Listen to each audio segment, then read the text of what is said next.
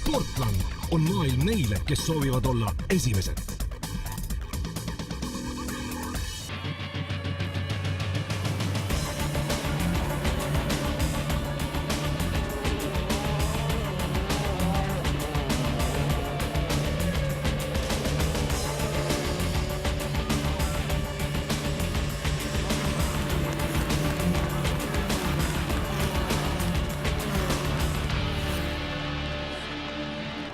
Kaardispordi Eesti meistrivõistluste 7. etapp Põltsamaal tähistas ühtlasi selle spordiala 55. juubelit ja oli Väino Allipere 39. mälestusvõistlus.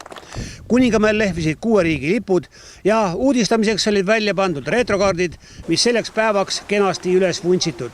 Aga vähe sellest, kõik need uunikumid lükati ka starti ja siis selgus, et veteranide klassis oli sellel päeval kõige rohkem osavõtjaid.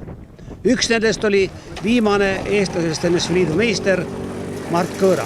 See on ostetud vist 86, Patriot ja kõik pidurid ja mootor on kõik ise tehtud juurde. Põhimõtteliselt head toru said. Esimesed väljad olid Jossi Kolbidest kunagi.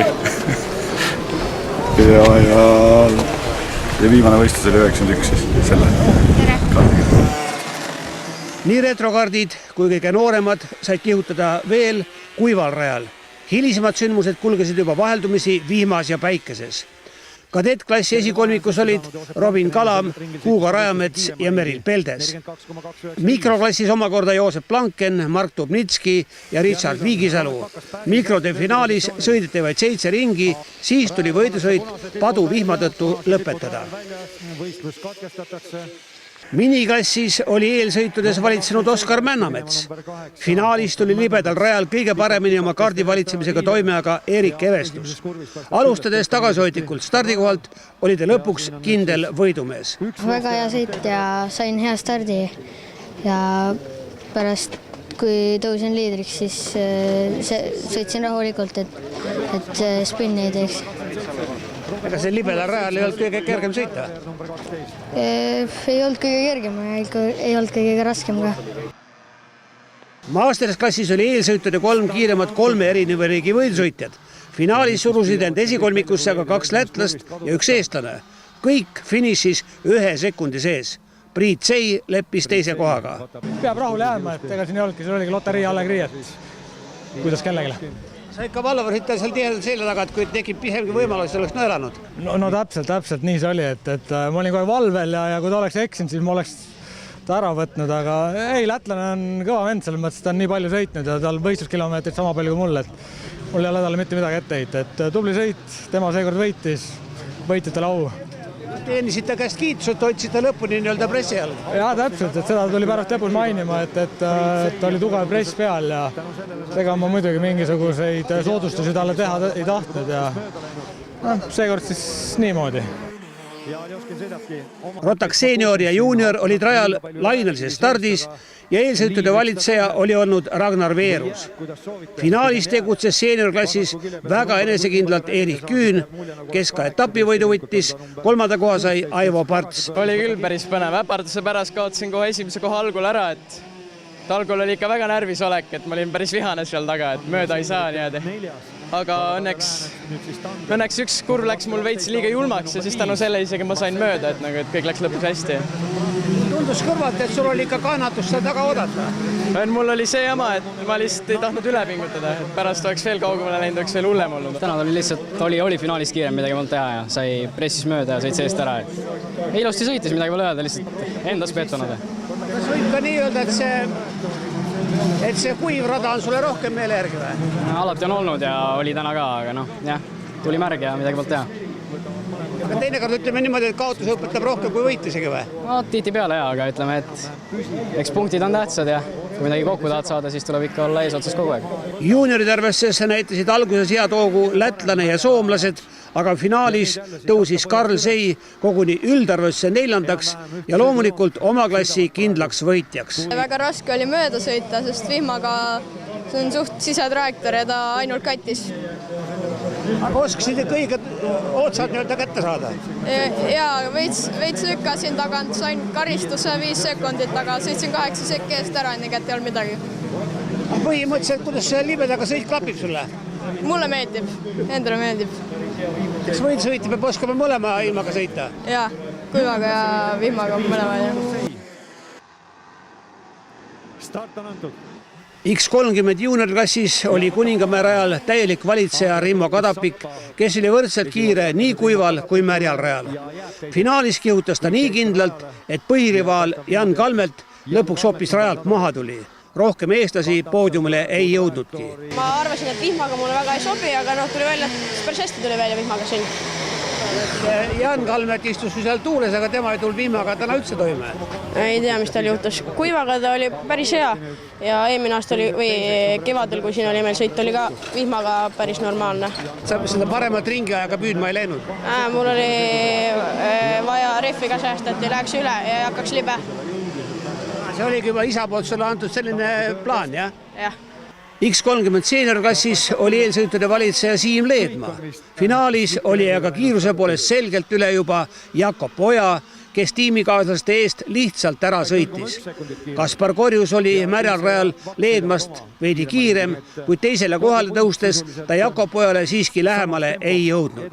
Plaan oli alguses rajal püsida ja siis Siimu tiimikaaslasel endal järele hoida kogu aeg ja sõidu lõpuni ja siis üritada lõpu selles mööda sõita. No siis ühel hetkel nagu vaikselt hakkasid teistel eest ära libisema. No tundub, et saime siis rehvi soojaks ja kõike. Ja sõidus siis enam sul probleeme nagu ei tekkinudki või? Lõpus tekkis natukene, siis läks libedaks ära veel. No kuidas sul sellisele kahtlase rajaga sõit üldiselt klapib, et kui ei ole ei märg ega ei ole ka päris kuiv? Mulle väga meeldib. Mis siis nüüd edasi saab hooaja lõpuni? 2 võidusõitu on veel, eks näis, mis need toovad. Võtad ära? Loodame. Kui sa Siimuga maid jagasid, siis Jakob libises vaikselt eest ära? Jaa, et mööda pidi sõitma ja siis ta saigi natuke kaugele, aga ta oli kõige kiirem ka, nii et vääritud võit.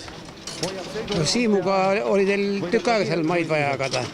Jaa, tegelikult väga kaua ei läinud, et viisakalt lasi tiimikaaslase mööda, et väga hullu ei olnud. Kas sul oli mingi plaan ka veel, et jõuad äkki Jakobile järele? Jaa, eks ma üritasin ikka, aga ta oli niivõrd palju kiirem, et ei jõudnud. KZ2 klassis oli rajal koguni 16 võidusõitjat, kus eelsõitudes näitas parimat kiirust nüüd juba vormelipiloot Sten Piirimägi. Kui ajasõitudes järgnesid talle noorim osavõtja Georg Kõss ja meistrivõistluste liider Villem Moor, siis alates eelsõitudest tulid mängu juba kiired leedulased. 30-ringiline finaal oli suhteliselt kuival rajal tõeliselt nauditav, aga samas täis traagikat.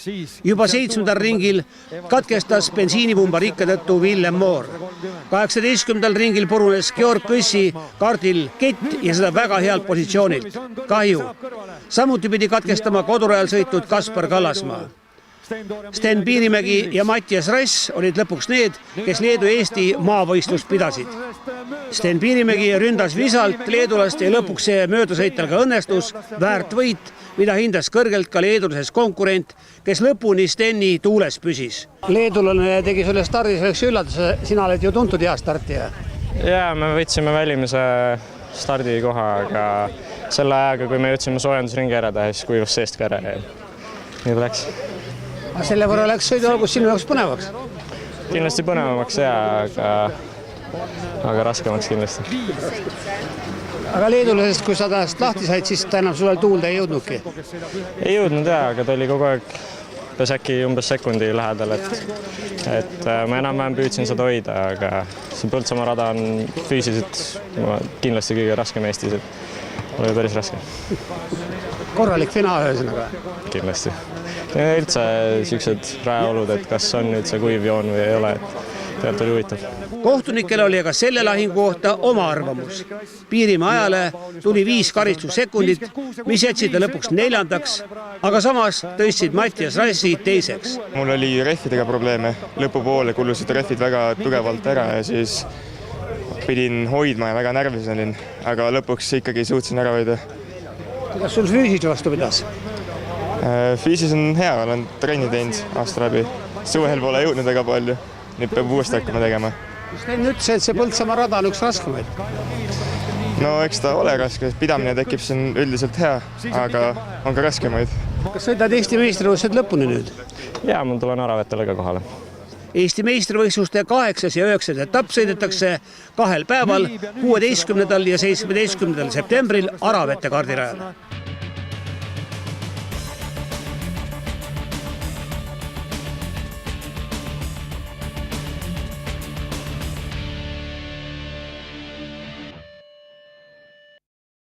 Sportland on maailm neile, kes soovivad olla esimesed.